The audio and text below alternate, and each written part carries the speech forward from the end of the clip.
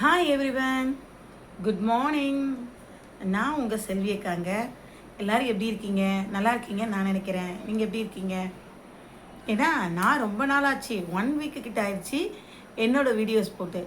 என்னைக்கு நம்ம விஜய் அண்ணா எலெக்ஷன் ரிப்போர்ட்லேருந்து வெளியே வந்தாரோ, மே 4லேருந்து எனக்கு ஸ்ட்ரைக். எனக்கு ஒரு ஆர்வக்கோளாறுங்க. ஆர்வக்கோளாறில் இன்ஸ்டாகிராமில் எடுத்து எடுத்து எடுத்து ஒவ்வொரு வீடியோஸாக எடுத்து எடுத்து நான் உடனே யூடியூப்பில் போட ஆரம்பித்தேன். யூடியூப்காரன் பார்த்தாங்க, நீ இப்படிலாம் பண்ணனா உனக்கு ஸ்ட்ரைக் கொடுத்துருவாங்க. எனக்கு ஒரு வாரம் ஸ்ட்ரைக் கொடுத்துட்டாங்க.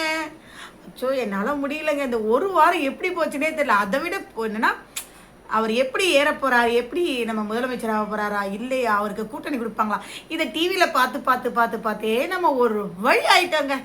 ஐயோ சாமி, அவரோட அழுகையும் வேதனையும் மாதிரி நாங்களுமே உட்காந்து குடும்பமே உட்காந்து வேதனைப்பட்டு இருந்தோங்க.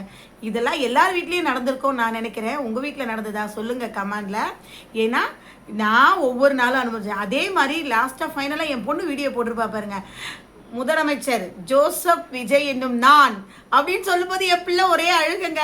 ஆனால் அந்த மாதிரி எல்லார் வீட்லேயும் எல்லா பிள்ளைங்களும் அழுதாங்களா, அதை கன்ஃபார்மாக சொல்லுங்கள். ஏன்னா நீங்கள் அதை சொல்கிறத வச்சு தான் நான் அடுத்த வீடியோஸ் எப்படி போடுறதுன்னு தெரியும்.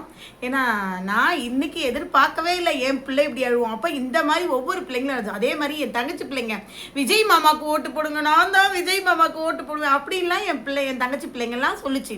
அந்த மாதிரி உங்கள் வீட்டில் எந்தெந்த பிள்ளைங்க குழந்தைங்கள்லாம் கமெண்ட் பண்ணாங்களா அப்படின்றத சொல்லுங்கள். ஓகேங்க, நெக்ஸ்ட் வீடியோவில் பார்க்கலாம். பாய்.